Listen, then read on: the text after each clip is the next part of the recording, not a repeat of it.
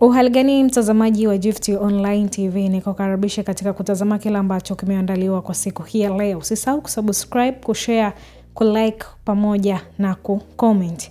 Katika kuendeleza jitihada za kuimarisha utalii wa chakula barani Afrika, jiji la Arusha limekuwa mwenyeji wa mkutano wa Umoja wa Mataifa wa utalii wa vyakula Afrika. Mkutano huo umefanyika katika hoteli ya Grand Melia, huku ukijumuisha wadau mbalimbali wa sekta ya chakula na utalii kutoka mataifa mbalimbali ya Afrika.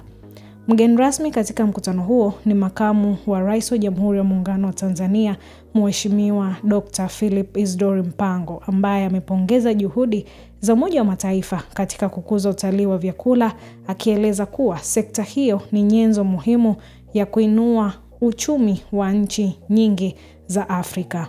Kwa upande wake, mkuu wa mkoa wa Arusha Mheshimiwa Paul Christian Makonda ameeleza mkutano huu kama fursa adhimu kwa Arusha na Tanzania kwa ujumla kutangaza utajiri wa vyakula vya asili, utamaduni na vivutio vya kipekee vya utalii vilivyopo nchini. Kupitia mkutano huu tunapeleka ujumbe kwamba Tanzania haijajaliwa tu vivutio vya asili, bali pia utamaduni wa chakula unaweza kuwa kivutio kikubwa cha watalii duniani. Arusha iko tayari kuwa kivutio cha utalii wa vyakula Afrika.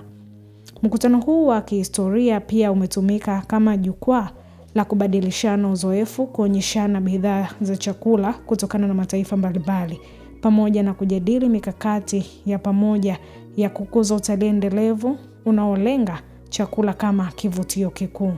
Tanzania inaendelea kujiweka kama kinara katika sekta ya utalii barani Afrika, huku Arusha ikiimarika kama lango kuu la maendeleo hayo. Mimi ni Esther Mamkwe na hii ni Gift Online.